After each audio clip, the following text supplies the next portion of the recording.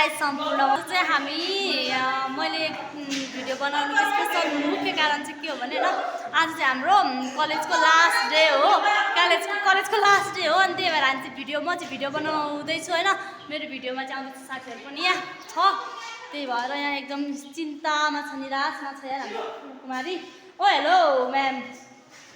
किन स्याड म चाहिँ स्याड हैन आज हाम्रो लास्ट डे हो त्यही भएर अलिअलि स्याड चाहिँ भएको छैन यस्तो राम्रो साथीहरुलाई छुटेर हैन घर जान नमस्ते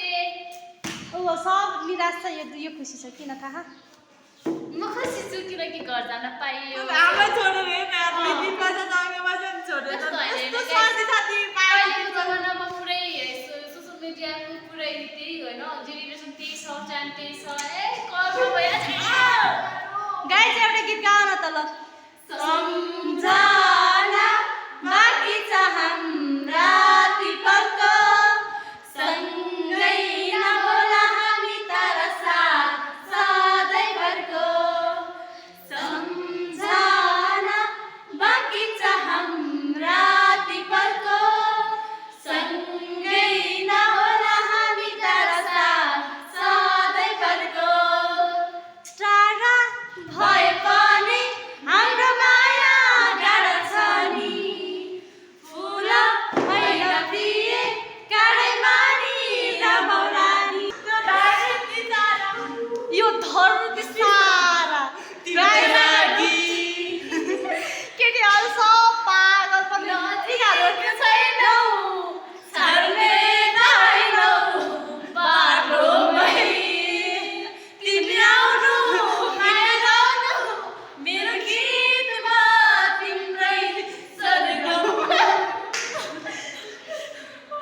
So guys, तिमीलाई सैन्यला हेर्नु इदा चाहिँ तिम्री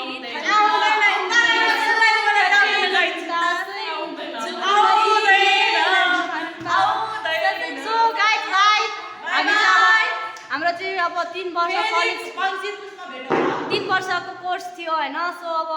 यति 3 वर्षभित्रमा हैन दुःख सुख भयो होला मनमुटाव भयो होला त्यसको लागि चाहिँ आइम सो सरी गाइजहरु झट्टै बोल्ने खालको र धेरैको रेखासँग धेरैको यो अलिक बोलिरहेको छ नि त अनि मैले धेरै करायो होला रिसायो होला यो चाहिँ मेरो गाडी हो के भक्ले जस्तै गर्छ